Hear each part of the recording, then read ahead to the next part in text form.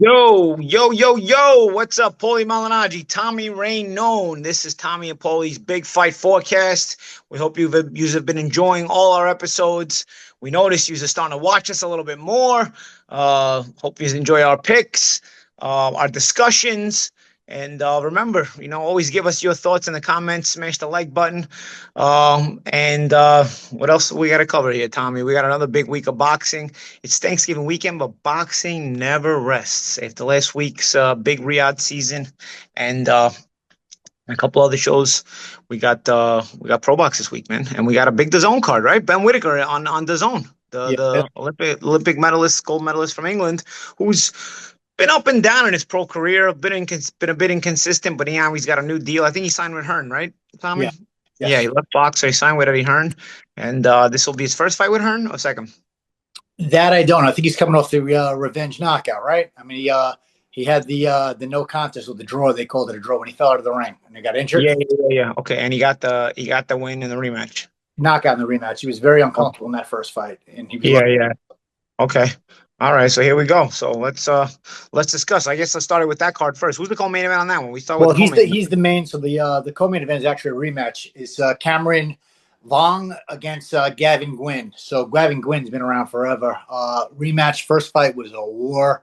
First fight was a very close fight. Went the distance. Kind of could have went either way. A little bit of controversy on it. Um, Cameron Wong, 9-0, four knockouts. Not a huge puncher, but he's accurate, Paul. He's a minus 260 to open. All right. That's the money Mhm. line. Uh, Okay. Accurate puncher, busy, puts combinations together well. Where Gwynn he is what he is. He's a come forward, aggressive, tough guy, but Mhm. sometimes overly aggressive, can be walked into shots. You can Mhm. counter him. Tough as nails. He's been around a long time. So this is going to come down to adjustments. Gwynn doesn't have to make adjustments. He's going to do what he does. He's going to come forward. He's going to apply pressure, try and wear the young kid out. And it's up to Vuong to make the adjustments. And with only 9 fights experience, he's got to show that he's grown since that first fight, because that first fight was a close one. Okay. And what do you think of this fight? I mean, obviously, doesn't look like it's going to be an upset, right? I mean, not a lot of knockouts, distance. No, not a lot of knockouts between them. Vong's got four. Gwynn's got only five in 24, 25 fights. But Yeah. again, the first fight, fairly controversial. Now, take it with a grain of salt. Anytime the B side does a lot better than expected and it's not a dominating performance by the A side, people tend to cry robbery. People tend to give extra credit for those close rounds, those swing rounds, Mhm. and always give it to the B side fighter because things aren't going quite as initially anticipated. I always refer to Golovkin, Danny Jacobs. Danny Jacobs is an example. Golovkin was cutting through everybody. And I remember when he fought Danny Jacobs, I said, everybody was saying, no, the fight, 3 rounds. And I said, Danny Jacobs just can fight, man. This is when Danny was in his prime. And it was Mhm. a good competitive fight. And I had the fight 6 rounds apiece with the knockdown being the separation, the distance. And a lot of people Mhm. to this day said it was a robbery. It was absolutely not a robbery. Danny did Yeah. better than maybe you expected him to do, and you're giving him extra credit for doing so, but Mhm. doesn't mean he won the fight. Uh, Yeah. Yeah. I believe I had that fight 6-6 as well. Yeah. yeah. 6-6, the knockdown being the difference. Yeah. That being said, I thought that Vaughn did just enough in the first fight to pull it off. And you got to think with now 9 pro fights, he went to 10 round distance, a tough fight that he's going to grow from that experience. And Mhm. at And 35, win 30, yeah. and win more comfortably. Yeah, so I'm thinking distance any which way, Paulie. I think there's a distance fight all day, but I'm still going to go with the younger undefeated fighter minus 260. I like the odds. So what I'll do is I'm kind of covering my ass on that one, where I'm going to do that little trifecta where I'm going to bet the money line for Vong, and then I'm also going to bet the fight to go the distance. Where the only way I'm going to get hurt on that one is if he gets knocked out, if Gwynn scores the knockout, which is highly unlikely, and Mhm. hopefully I'll win every which way. Where if Yeah. Vong wins the decision, I win on the money line, I win on the distance, I win on the decision. And just let people be clear on the way we like to discuss the gambling side of boxing here. We tend to enjoy the parlays. So when you talk about these kind of things, you're not talking about single bets here where you'll put in a single bet for the money line, you'll put in a single bet for the distance. You're adding it to various parlays. So you're covering yourself. Tommy will do a parlay with certain other fights, and he'll put this parlay in twice, but one time he'll put it in put in the exact same parlay with the fight to go the distance, and one time he'll put it in with the fight for Vuong to win by a decision, or just Vuong on the money line. Vuong on the money line. Stick with the money line, and then I'll do other Stuff. Yeah. for the distance. And with the parlay, you end up, buttering up the odds, making them plus money or making them very low negative money. And this is how we like to discuss it. That's why we like your thoughts on in the comment sections on the way we discuss things and talk about things. And we leave you guys privy to these conversations. Remember that on Tommy and Paulie's Big Fight Forecast, none of what we discuss is betting or gambling or investing advice. Is strictly for entertainment purposes. Tommy, let's move on to Ben Whitaker, the main event. The main event is Ben Whitaker. A lot to live up to here with Ben Whitaker. He's been up and down in his career. They came out of the amateurs with a lot of expectation. I mean, he's been a lot more up than down. He did have that poor performance where you wonder if he was looking for a way out because he was very uncomfortable and he was getting roughed a little bit. But ultimately, I mean, he's looked very impressive. He's super athletic, southpaw, jab, counter punches, goes to the body well, good defense. Is there still question about his character? There could be. There could be because, listen, I wasn't in his body that night, but he certainly was uncomfortable. We could agree on that. And whether he was injured or not, that we don't know. Can this guy make him uncomfortable in this fight? No, I don't think so because this guy, Gavazi, although he's 19-1, he's got 13 knockouts. He looks good on paper. He's very slow. I see him as an aggressive guy that's extremely slow. He's going to be susceptible to counter punches all night long. So, athleticism alone, Ben should be all right. Yeah. Whitaker should have no problem with the athleticism alone. Does he get rid of him? Potentially. Breaks him down, possibly stops him, punishes him. The corner might have to pull the plug. Again, this guy, Gavazi, he's got balls, he's got heart, he's got determination, and he's durable. But what stuck out to me is that he's slow. And you either need really good speed to match Whitaker, or you need great timing. And I don't think he's got either one of those two. So I think that Whitaker is going to be able to get off. He's explosive. Again, he gets his combinations off. I see this as a potential late stoppage, but there's not a lot of value with Whitaker on the money line. He's a minus 1,800. Not a lot of value there. But I'll say this. I know he wins this fight. I'm sure he wins this fight. So whether you want to do it as a cherry on top or whether you want to do it, you can do a couple of separate parlays. You can do it as a cherry on top with the money line, or you can put him in for that knockout, and you'll get the much better odds, of course, on the knockout. And, I say that I put in various parlays with last week being a prime example. I had like 20 different parlays going on the Riyadh card. Now I was high on Norman. I've been saying for months I thought the Norman was going to beat Haney, but I also backed it up where I said if I would go the distance, should Haney win, it's going to be via decision. So yeah, I lost all of my bets with Norman. Obviously, but you covered the distance. But I covered the distance, so I more than made up for it because I was dealing with plus odds in every situation. So what people have to realize is, just to give an example, let's say I do 4 parlays at $100 each, right? And I'm working with plus 120 odds. I win 2 parlays, I lose 2 parlays. I'm still up $40, right?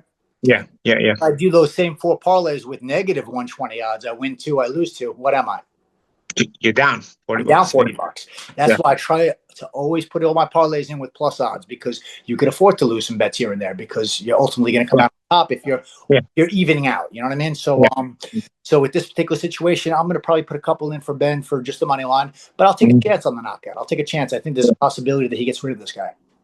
Okay. All right. And the way you do it, I mean, it's basically, I always tell people, personally, I don't think anybody should be trying to get rich gambling. I think there's a way to gamble responsibly and actually even make a small living off gambling if you do it responsibly. But the instant you start to agree and try to get rich off gambling that's when you can potentially take a hit. And that's why we had Tommy and Paulie's Big Fight Forecast mainly just go with parlays. Anything we talk about is mainly with parlays, because there's a way to cover yourself on those on each and every parlay where you're not putting your neck out on the line like that, to get beheaded like that, in a metaphorical way.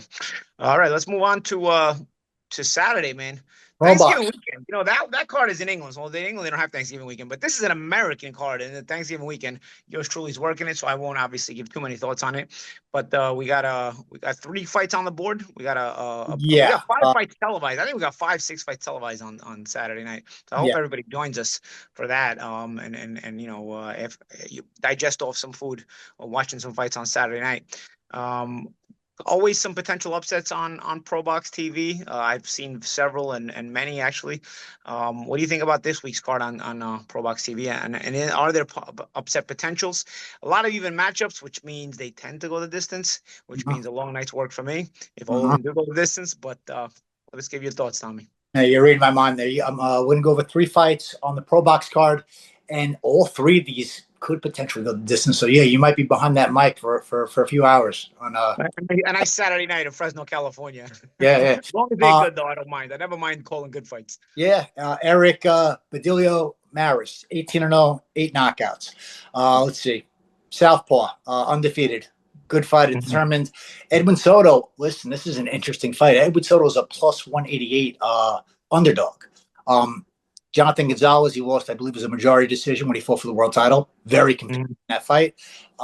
He's extremely live for the upset. I think he's very live. I think there's a very interesting fight. The thing with we'll refer to him as Badillo. Badillo, right? Badillo. Now, in Spanish, the double L is a yeah. Yeah. Badillo. Yeah. But what I saw, like a Y. You know, this is an interesting fight. They're both Mexican, so you know what you're going to get. They're gonna fight in a phone booth for the most part. They're gonna fight inside a ring. It's one of those where if you bet the distance, you're sweating because they punching the crap out of each other, and you're like, oh. Yeah, but both are very durable. Soto's never been stopped. 21-3. 2 of those losses were very close decisions. The other loss was very early in his career. I think it might have been a 4-rounder actually. And then of course, Maris is undefeated. Interesting fight. The thing with Maris is that Soto has a lot of experience. He's got world-class experience where Maris does not yet. From the footage I saw, the boxing IQ, it's almost like there's not a lot of counterpunching involved. It's your turn, my turn, mano and mano, back and forth, you know? And I think that's something that Soto could exploit here. I think that's something that Soto might catch on to. All right, if you're going to go and I'm going to go, I'm just going to start going with you and punch with you, or I'm just going to start counterpunching the shit out of you. Yeah. That's where the boxing tends to take over and the experience takes over. So it's a very interesting fight. This is going to be a very, very close one, Paulie. Okay. All right. But so you think there's a potential upset there at plus 188? Is there a upset by decision where you can prop it a little bit if you want to get greedy? Yeah. You know what? The fight to go the distance, I believe. Let me see if I wrote it down. Minus. That's fine. Negative.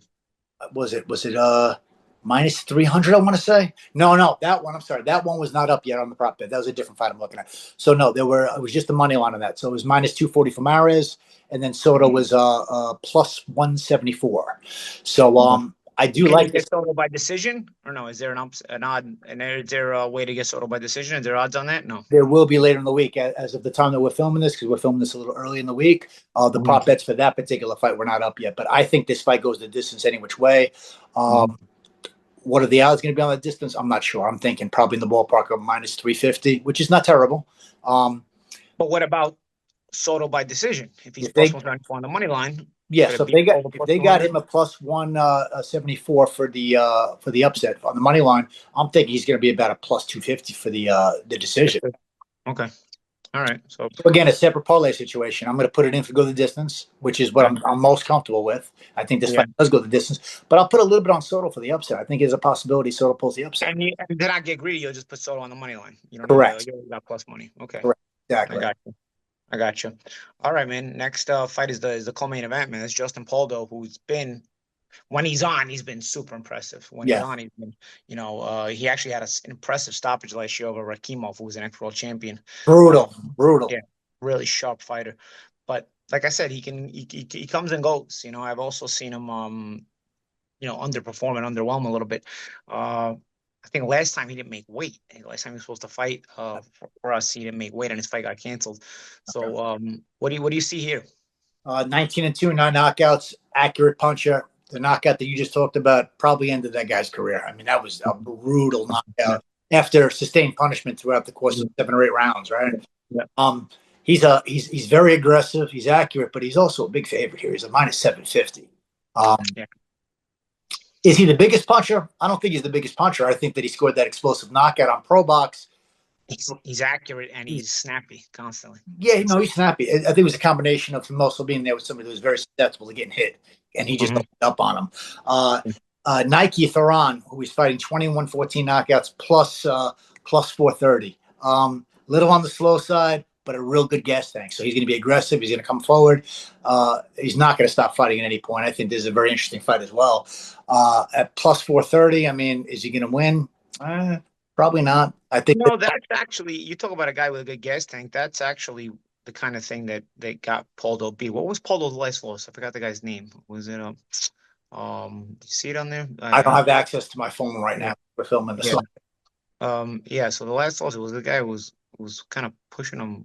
Was it Boca Chica? Was it? I don't think it was Boca Chica. No, but I could be wrong. But he was kind of pushing him back a little bit, and it ended up being closer than it should have been, and the guy got the decision, but he was going forward, and Poldo stopped jabbing a little bit, and that's sort of where Poldo has to be at his best when he's jabbing, So maybe it's a lesson learned, because if this guy is a guy who comes forward a lot, Tehran, then Poldo's going to have to be a guy who's consistently using that jab. Yeah, Tehran is aggressive, but again, Tehran is very slow. So again, he's wide open for counterpunching all day. And the jab, just like you said, just jab and move on the guy. A guy like that, you just got to be smart. Is Poldo capable of just fighting a disciplined fight like that, where he knows he's going to probably have to go the distance, but he's going to have to do so using his legs a little bit, using the jab, counterpunching, just using his boxing IQ and ring generalship. I think that's his path to victory. I favor him for sure. But again, there's going to be at minus 750. Those odds are not very good, right? That's the money line.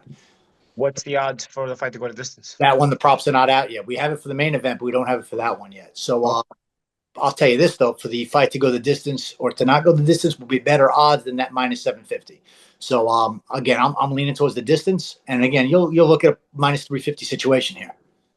Okay. All right. So, either way, you're going to get better odds than if you go with the money on this one. Yeah.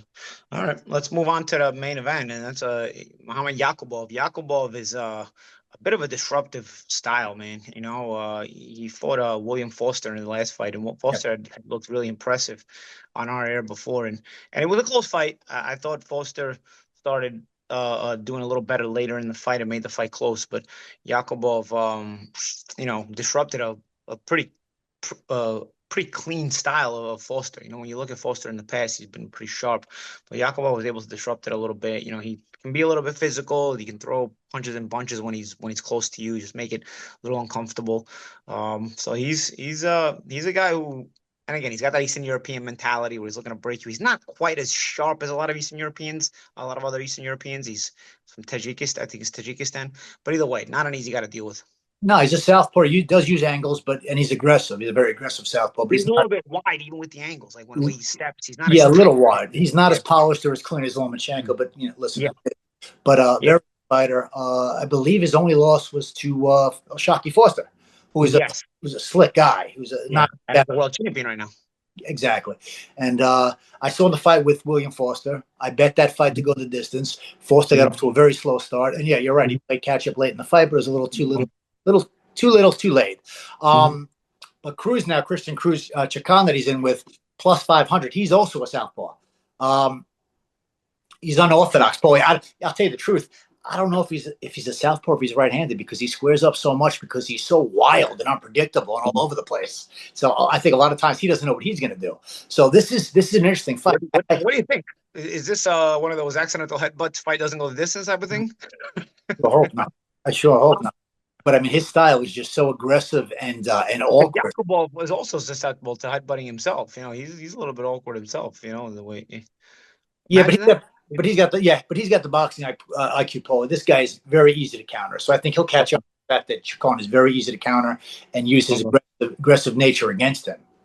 Okay. All right. Well, so what do you think? You think he's go the distance? I think he wins the decision. I think I think Chacon has only been stopped once. So durable guy. He's been in tough throughout his career. He doesn't have a great record at 24-7, but he's been in tough. I mean, tough. He's 30, and you said he only been stopped once in those 7 losses. So. Yeah. And he's so unorthodox. You got to be careful with a guy like that. So he doesn't know what he's going to do. He's switching left. He's switching right. He's falling over himself at times. But there's a method to the madness. It's actually effective. It's hard on the eyes a little bit, but it's fun to watch as well.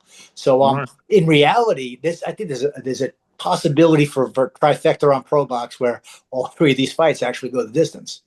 Mm-hmm. All right. And you couple that with Vuong Gwynne going the distance. I mean, I like a weekend of distance fights here. The only one that I see a potential stoppage in is the Whitaker. Yeah. Okay. I got you. All right. Well, that's and there's a potential upset with Soto, right? Yes, yes, yes, yes, absolutely with Soto. Now let me ask you. I finally got to watch both of them because I was with you last weekend at the bare knuckle fight, so I was back and forth between. I watched the beginning of the card, the Saudi card Mhm. with Algeria at his house. Then I watched some on my cell phone. Now, Mhm. did you get to watch the Dan Rodriguez fight in entirety yet, or no? No, no, I haven't seen it entirely. I've seen just the highlights. I'd like people to comment in and see who had the performance of the night. Was it well, excluding Haney, because I mean Haney pulled off the upset and he looked phenomenal in his own right. But as far as Bam and as far as Benavidez, my God, dude, two just Yeah, violent it's still performance, Benavidez. dominating one sided, just systematic breaking your guy down performances. Yeah, yeah, and then I mean, those are the most dominant performances. Haney gets a lot of credit because he was an underdog and he Yeah. was able to have a performance like that, which is also included in knockdown. So you got to give him a lot of credit. And then Abdullah Mason had the most exciting fight of the night. That's what I liked about that card is it had a little bit of everything, a little bit of different spices, different strokes for different folks, and I thought it made it a really good card.